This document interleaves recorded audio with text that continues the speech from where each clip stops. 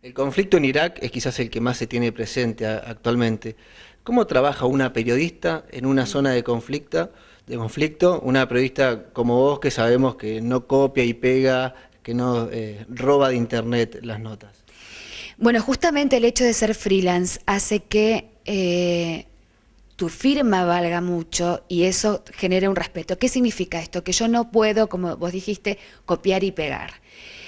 Significa que no es que me sienta obligada, es que considero que así tiene que ser un trabajo honesto, que sea verificable, que tenga cierta exclusividad, la historia tiene que ser diferente.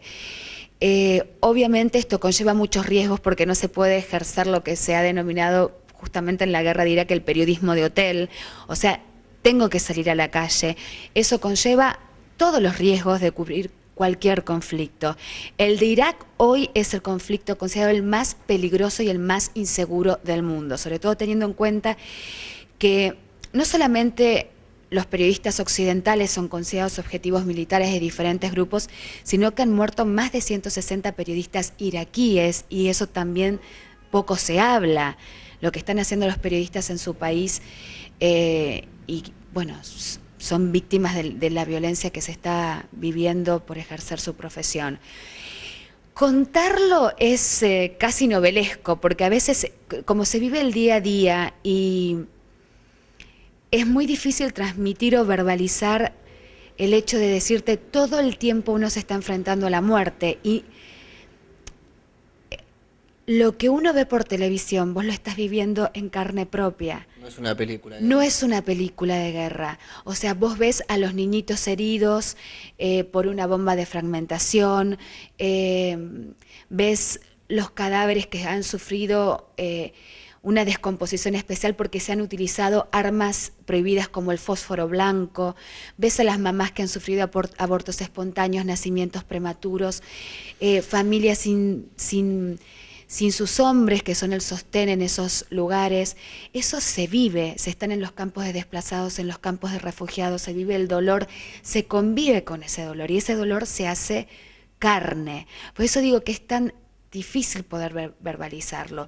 E inclusive para la organización del trabajo diario es muy complicado en algún momento porque transmitir para Francia o para Londres y al mismo tiempo para Estados Unidos o para México, eso implica una diferencia horaria que y te exige una gran organización y también estar despierto, que para mí es una cosa mínima, porque uno está con gente que convive con el dolor, con sus vidas totalmente destrozadas, y en definitiva que uno no pueda dormir o no pueda terminar de organizarse es una tontería, ¿no? Me parece que hay que poner las cosas en su justa medida, ¿no? En una balanza donde siempre hay que priorizar a la gente que está sufriendo estos conflictos. ¿Y cómo se hace para separar el periodista de la persona solidaria? Porque por lo que hablamos parece que otra rama que hubieses elegido en el periodismo sería la solidaridad también.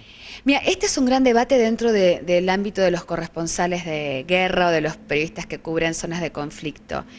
Muchos dicen, bueno, si explota una bomba, pasa algo, yo soy periodista, yo tengo que mostrar y reflejar qué es lo que pasa, no soy un integrante de un organismo de ayuda humanitaria. Bueno, yo pienso diferente. Yo primero soy un ser humano, después soy un periodista, trabajo como periodista. Lo he comprobado en diferentes circunstancias, en diferentes conflictos y países. Yo no tengo que detenerme a pensar qué es lo que tengo que hacer primero, porque lo primero que soy es persona y como persona me voy a comportar según mis valores. No estoy juzgando a los que piensen diferente, cada uno tiene su criterio. Este es el mío y siempre voy a priorizar eso, ¿no? No pretendo meterme en tu intimidad, pero ¿cómo reacciona, qué opina tu familia de este trabajo tan riesgoso que vos llevas adelante? Bueno, eso la verdad que no solamente para mi familia, sino para todo el entorno de un corresponsal que cubre este tipo de acontecimientos, es muy choqueante y muy doloroso. Al principio creo que fue más, pero bueno, no. Yo trato de minimizarlo porque eh, sí, el impacto es en toda la familia. Es muy doloroso y aparte cuando me voy están pendientes todo el tiempo y si explota una bomba y si hay algún secuestrado. La verdad que no quiero hablar mucho del tema, no porque no quiera hablar, sino porque no quiero darle paso a la culpa que muchas veces sentí, pero por justamente involucrar a mi familia o a los que me rodean, a mis amigos en estas circunstancias, ¿no? Que también son dolorosas para ellos, pero este trabajo sí, como muchos otros también implican que todos estén involucrados. Seguramente tu familia debe estar deseando que termine la guerra en Irak. ¿Vos cómo visualizás un final del conflicto en Irak? Sabemos que lo que ya se hizo, pero ¿hay alguna salida? Eso es lo que nos estamos preguntando desde hace 5 años de esta ocupación, que creo que es una ocupación genocida, porque realmente se ha producido el primer genocidio del siglo XXI en Irak, con más de 1 millón de muertos y una cantidad de heridos, no solamente físicamente, sino mental y emocionalmente, con una sociedad desgarrada. Se ha roto el tejido social en Irak, una sociedad absolutamente devastada. Y lo que vos decías, lo que ya se hizo, se hizo. Ahora reconstruir todo eso puede llevar décadas. Lo que pasa es que, ¿quién va a responder por el 1 millón de muertos? ¿Quién va a responder por todos los niños no nacidos?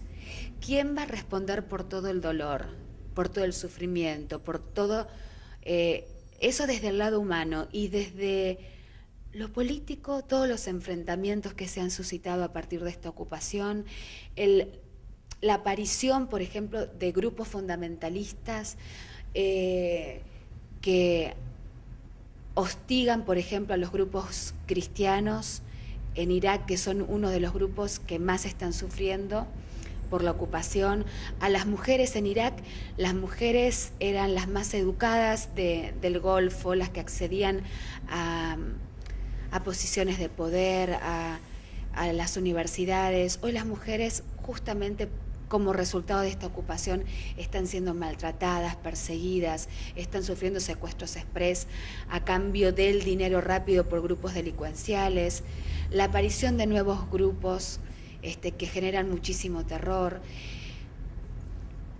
¿Cómo se va a salir de esto? Hay muchas respuestas, yo no la tengo, porque en lo que me focalizo en lo que se ha destruido. ¿Quién va a responder por todo eso? Y la verdad, no hay una salida inmediata. No hay una salida inmediata ni de las tropas de ocupación, ni hay una solución inmediata a la destrucción que han producido. Julio Afif, presidente de la Sociedad Libanesa de San Isidro, que nos acompaña esta nota. Querría hacerte algunas preguntas, Karen. Más que preguntas, 2 disparos. A ver. Para una corresponsal de guerra, como corresponde. No me digas eso, por favor, Julio. En primer lugar, como mujer, ¿cuál es la gratificación más importante que has obtenido en tu profesión como periodista cubriendo conflictos bélicos? Como mujer, la gratificación más importante es haber hecho esas entrevistas de las que hablaba, ¿no? Que apuntan fundamentalmente a lo humano y es como mujer pero como persona también, ¿no? Porque no soy muy tendiente a diferenciar por género, porque hay mujeres que son muy belicistas y hay hombres que tienen una sensibilidad muy especial, y he aprendido de grandes corresponsales hombres de esa sensibilidad y de ese respeto por las personas que están sufriendo, de grandes corresponsales que hace 30 años que están cubriendo conflictos. Pero la gratificación fundamental es la respuesta a algunos artículos o a muchos artículos donde la gente sentía esa empatía, sentía el afecto, sentía la identificación por los que estaban sufriendo. Y ahí yo sentí que el trabajo que estaba haciendo, aunque para mí tiene unos costos emocionales y psicológicos y físicos muy altos, tenía una razón de ser, tenía un sentido. Y eso es lo que me sigue retroalimentando, el ir a estos lugares. Porque creo que alguien tiene que contar estas historias. En la medida que yo pueda y tenga salud y lo pueda hacer, no hay ni dinero, ni prestigio, ni premios que puedan compensar el infierno personal que uno pasa después de ir a un conflicto. A uno, ir a 8 veces a Irak, como en este caso, ni contártelo. Y cubrir tu propio conflicto, como fue en Irak, como fue en el Líbano, eso tiene costos mucho más altos todavía. ¿Y como Argentina? Como Argentina, hay unas ventajas muy interesantes, aún en medio de todo este horror, ¿no es cierto? Lo que he sentido tanto en los conflictos en Medio Oriente, en el Golfo, como en Latinoamérica, pero especialmente en Medio Oriente y Golfo, es el respeto y el cariño, el afecto que se le tiene a Argentina. Eso lo descubrí estando en el terreno, cubriendo, y me llamó mucho la atención al principio. Decir que era Argentina era que se me abrieran las puertas, que muchas veces hasta fuera un motivo para hasta que pudiera producir que salvara mi propia vida, que el trato fuera diferente. En Medio Oriente y Golfo se toma mucho mate, cosa que se desconoce en Argentina. Se ama el fútbol, entonces se saben desde todos los cuadros de fútbol de argentinos y de Latinoamérica hasta nuestros jugadores, desde Maradona, Verón, Saviola, Messi, me los empiezan a rezar a cada uno cuando voy. Y como argentina me he sentido muy orgullosa y también muy contenida y muy bien recibida. Eso fundamentalmente. Gracias, Marón. Bueno, Karen, para finalizar, creemos que tu carrera ya es espectacular y tiene esa mezcla de solidaridad que a veces los que vemos los conflictos por televisión no lo vemos. Así que queríamos felicitarte y seguramente vas a llegar muy lejos en esta profesión, de esta rama del periodismo que elegiste. Bueno, gracias Tomás, gracias a ustedes por haber compartido este momento casi horas antes de partir. Muchísimas gracias.